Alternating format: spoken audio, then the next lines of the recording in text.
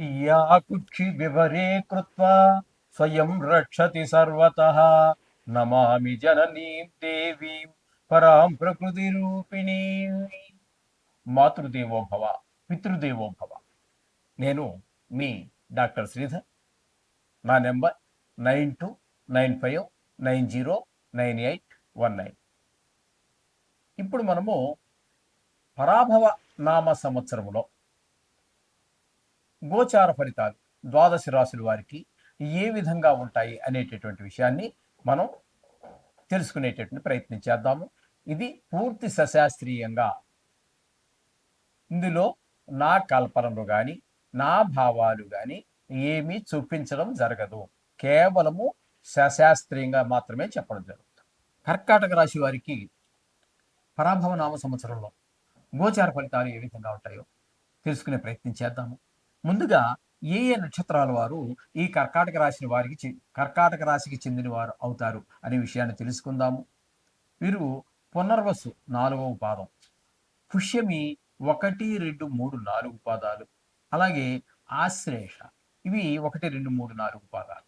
ఈ 9 పాదాలు కలిసి, ఈ 3 రాశులు కలిసి ఇక్కడ మీకు కర్కాటక రాశి అవుతుందన్నమాట. ఈ రాశికి చెందిన వారు అవుతారు.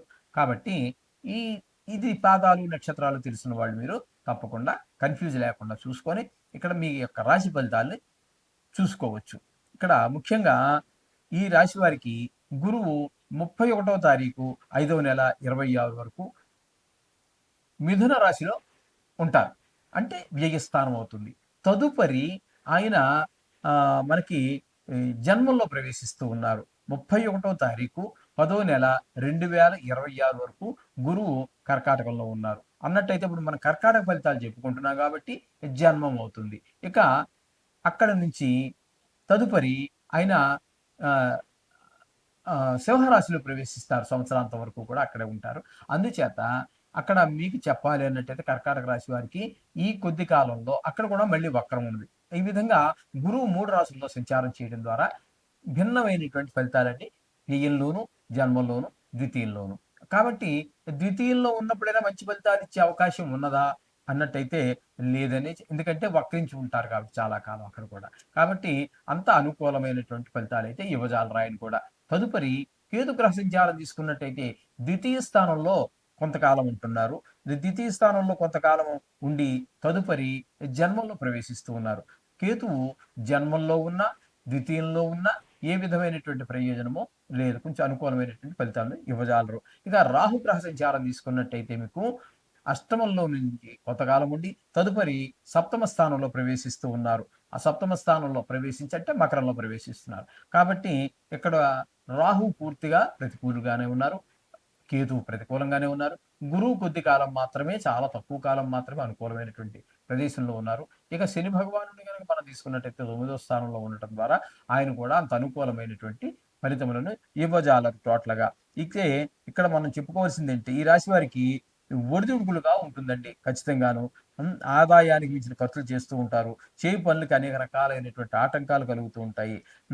అకారణంగా కలహాలు, నమ్మిన వారి వల్ల మోసం పోవటం, వృత్తి వ్యాపారాలు వీటిలో కొన్ని కొన్ని దగా జరగటము, ఈ రాబడికి మించిన ఖర్చులు, ఈ ధనాదాయం తగ్గటం, ఈ విధమైన మిత్రులే విరోధులుగా అయిపోవటం, ఇట్లాంటి ఫలితాలన్నీ కూడా మనం చవి చూడవలసి వస్తుంది. అయితే ఇక విద్యార్థులు తీసుకున్నట్టయితే విద్యార్థులు ప్రారంభం నుంచి కూడా కష్టపడి శ్రమపడి చదివితే గాని పరీక్షలు పాస్ అవ్వడం కష్టము. ర్యాంకుల కోసం ఆశించవలసినటువంటి పని లేదు. ఇక ఉద్యోగస్తులను కనుక చూసుకున్నట్టయితే పని ఒత్తిడి ఎక్కువగా ఉంటుంది. ఇష్టం లేనటువంటి ప్రదేశానికి ట్రాన్స్ఫర్లు అవుతూ ఉంటాయి.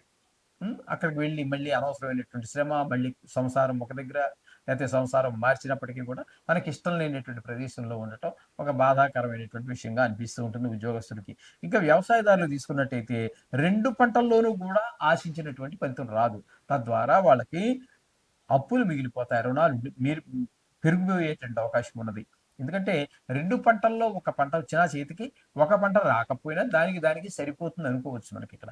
2 పంటలు దెబ్బతినేటప్పటికి ఏమవుతుంది, పెట్టిన పెట్టుబడికి కూడా పెరిగిపోతుంది కానీ అది తగ్గేటటువంటి అవకాశం లేదు, రుణాలు పెరిగేటువంటి అవకాశం. ఇకపోతే వ్యాపారస్తులకి సరుకులు నిల్వ చేసుకునే వారికి ఆకస్మిక దాడులు జరుగుతూ ఉంటాయి అధికార గణం చేత. తద్వారా వాడు పట్టుబడి లేనిపోని వ్యవహారాల్లో చిక్కుకుంటూ ఉంటారు. అవన్నీ కూడా వ్యాపారాలు కూడా అనుకూలించవు. ఎవరు పట్టుబడకపోయినప్పటికీ కూడా వ్యాపారాలైతే అనుకూలించవు. దాచిపెట్టాడు ఏదో రేటు పెరుగుతుందని ఒక రేటుకి కొని, కొన్న రేటు కంటే తగ్గింది. అప్పుడేం చెబుతుంది? నష్టం వస్తుంది. ఆ విధంగా వ్యాపారస్తులు కూడా దెబ్బతినేటటువంటి అవకాశం కనిపిస్తోంది. ఇక క్రీడాకారులు, కళాకారులు, సినీ నటులు అలా ఇట్లాంటి వారందరికీ కూడా ప్రోత్సాహం అనేది చాలా తక్కువగా ఉంటుంది. వంచేత వాళ్ళు కూడా కొంత నష్టపోయి అంటే దీని మీద పెట్టుబడి పెట్టేటటువంటి వారు కళాకారులైతే వాళ్ళకైతే పెట్టుబడి పెట్టరు. కానీ ఓ ప్రొడ్యూసరు, ఒక నిర్మాత ఉన్నాడు. మరి పెట్టుబడి పెడతారు కాబట్టి వారికి కొంచెం నష్టం వచ్చేటటువంటి అవకాశం స్పష్టంగా గోచరిస్తూ ఉన్నది. ఎవరికి? కర్కాటక రాశి వారికి. ఈ విధంగా ఉందండి. కాంట్రాక్టర్లు కూడా సకాలంలో పనులు పూర్తి చేయలేరు. తద్వారా అనేక రకాలైనటువంటి ఆటంకాలు కలుగుతూ ఉంటాయి. ఇబ్బందులు ఏర్పడుతూ ఉంటాయి. ఎప్పుడైతే పని పూర్తి కాలేదు, బిల్లులు చేతికి రావు. వీరు ఎక్కడి నుంచో వీరు కూడా సొంత డబ్బులుండి పెట్టుబడి పెడితే బాధ లేదు. వారు కూడా బ్యాంకు ద్వారానో మరొక దగ్గరో కోట్లాది రూపాయలు అప్పు తెచ్చి పెట్టవలసినటువంటి పరిస్థితులు ఉంటాయి కాబట్టి వాటికి వడ్డీలు కట్టుకోవటం ఇవన్నీ చాలా భారంగా పరిణమిస్తూ ఉంటాయి. ఈ విధంగా ఉంటుంది. ఇక రాజకీయ నాయకుల విషయానికి వస్తే వాళ్ళకి ప్రజల్లో గుర్తింపు ఉండదు. ఎప్పుడో ఎలక్షన్‌లప్పుడు వచ్చాడు. సంవత్సరాలు గడిచిపోతున్నాయి. మళ్ళీ రాలేదు. ఒకవేళ ఎప్పటికప్పుడు కొత్త కొత్త సమస్యలు ఏర్పడుతూ ఉంటాయి. ఈ విధంగా పదవుల్లో కూడా మార్పొస్తూ ఉంటుంది. ఒక మినిస్టర్‌గా ఇచ్చారండి. ఆయన సక్సెస్ కాలేకపోయాడు. మరేం చేస్తారు? హైకమాండ్ ఉంటుంది కదండీ! చీఫ్ మినిస్టర్ గారు లేతే హైకమాండ్ ఈయన పనితీరు ఏం బాగాలేదని చెప్పేసి ఆయన పక్కన పెట్టి మరొకరిని ఆ సీట్‌లో పెట్టటం. లేకపోతే ఒక నామకహా వాస్తు ఉన్నటువంటి పోర్ట్‌ఫోలియో మినిస్ట్రీలోకి మార్చటం. మంచి పోస్ట్ వదిలిపెట్టి. ఈ విధమైనటువంటి పరిస్థితులన్నీ ఎదుర్కోవాల్సి ఉంటుంది రాజకీయ నాయకులు. ఈ విధంగా ఉండటం ద్వారా మొత్తంగా ఈ రాశి వారు ఏం చేయాలి అంటే వి ఈ రాశి వారికి ఏ విధంగాను కర్కాటక రాశి వారికి కలిసి రావట్లేదు. కాబట్టి వీరు 4 గ్రహాలకి, గురుగ్రహానికి, శని గ్రహానికి, రాహు, కేతు అన్ని గ్రహాలకి కూడా వీరు 4 గ్రహాలకి కూడా జపం, దానాలు అవి ఇచ్చుకోవటము. అలాగే కేదారేశ్వర వ్రతాలు, అలాగే విష్ణు సహస్రనామ పారాయణలు, ఇట్లాంటివన్నీ బిల్వాష్టకాలు, గజేంద్ర మోక్షం అనేటివి చదువుకోవటము. ఇట్లాంటి పూజలని చేయించడం ద్వారా ఈ యొక్క దుష్ట ప్రభావాల నుంచి మనం కొంతవరకు బయటపడే అవకాశం గోచరిస్తూ ఉంది. శుభం భూయాత్.